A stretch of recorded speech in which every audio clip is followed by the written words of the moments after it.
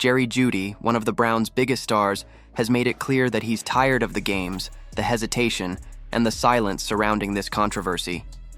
When reporters pressed him for answers, Jeudy didn't mince words. His tone was calm but cutting. He made it clear that he trusts Shedeur because Shadur has earned it. From off-season workouts to mini-camps, Sanders has been there every step of the way, proving not just his talent, but his commitment to the team. He's been here since day one, Jeudy explained, doing what needs to be done, being a pro, showing up ready. It wasn't just lip service. It was a challenge to leadership, a message to the coaching staff. Stop overthinking and let the kid play. What makes this story even more explosive is that Jeudy isn't alone. Garrett, the team's defensive leader and locker room anchor, also stepped into the storm to back Shadur Sanders publicly. Garrett's praise went beyond talent. He spoke about dedication, the kind you don't see every day in a league where egos often outshine effort. Every morning, Garrett said, you see him in the coach's office, talking through plays, asking what he can do better. This wasn't a rookie phoning it in or waiting for a chance to fall in his lap. This was a player showing he was ready to lead.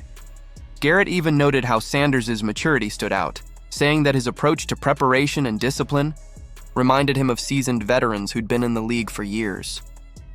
It's that rare quality, the blend of humility and hunger, that makes a quarterback special, and it's exactly what the Browns seem to be ignoring. Meanwhile, head coach Kevin Stefanski has taken the opposite stance.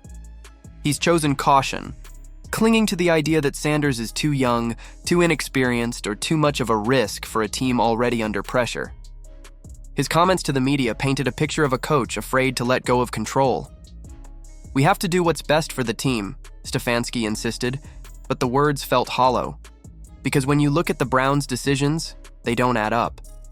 Younger, less prepared players like Quinton Judkins have been thrown into the fire with far less experience, yet Shedeur remains stuck on the bench, waiting for a chance that might never come. The contradictions are obvious, and the locker room is starting to notice.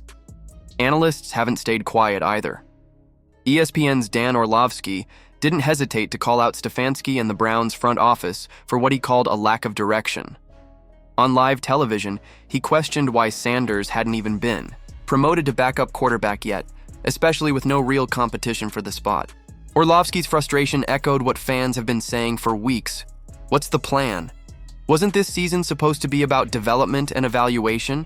Why keep a young, driven quarterback sidelined when the franchise desperately needs a spark?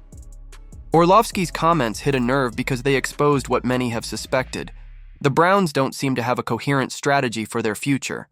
And if that's the case, they're not just wasting Sanders' potential, they're risking their own credibility. The tension isn't just inside the organization, it's spreading across the fan base. Cleveland has one of the most passionate football communities in the league, and they can sense when something isn't right. On social media and sports radio, fans have been voicing their disbelief, wondering how much longer this charade can go on. Every game that passes without Sanders seeing the field feels like a missed opportunity. Every cautious press conference from Stefanski sounds more like an excuse than a plan. The longer this continues, the more it feels like Cleveland is sabotaging its own future out of fear of failure. But behind the frustration lies something deeper, a sense of injustice. Shadur Sanders has done everything a young quarterback is supposed to do: study the playbook, build chemistry with his teammates, and earn the respect of veterans who know what greatness looks like. Yet, instead of being rewarded, he's being restrained. Jeudy and Garrett's endorsements weren't just kind words, they were acts of defiance.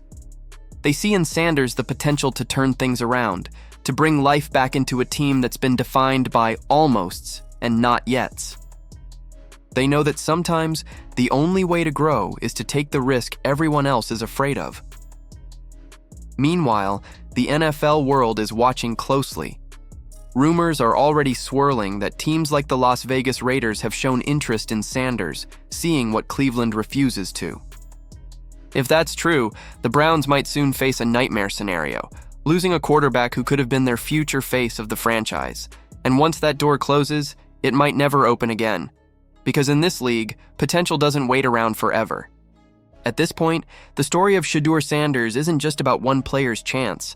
It's about the culture of fear that defines too many NFL franchises, the kind that chooses safety over boldness, excuses over opportunity. Jeudy and Myles Garrett have sent a clear message. Leadership means trusting your players, not protecting your reputation. Sanders has shown everything you could ask for from a young quarterback: discipline, maturity, and drive. But until the Browns' leadership decides to act, all that effort will remain stuck behind the glass, waiting for a coach brave enough to break it. And so the question remains, how long can Cleveland afford to wait? Because waiting has consequences. The more they hesitate, the more they risk losing not just a player, but the belief of a locker room that's already speaking louder than their coach. The fans can see it, the analysts can see it, even the players are saying it out loud. Shadur Sanders is ready. The only thing holding him back now is the team that's supposed to believe in him. So what do you think? Is Kevin Stefanski making a massive mistake by keeping Shadur Sanders on the bench? Is this really about protecting a young quarterback, or about protecting a coach from accountability? And if another team like the Raiders swoops in and gives Sanders the chance he deserves, how will the Browns explain letting him slip away? Let's talk about it. Drop your thoughts below, hit that like button if you think it's time for Cleveland to make a change, and don't forget to subscribe for more deep dives into the stories shaping the NFL today.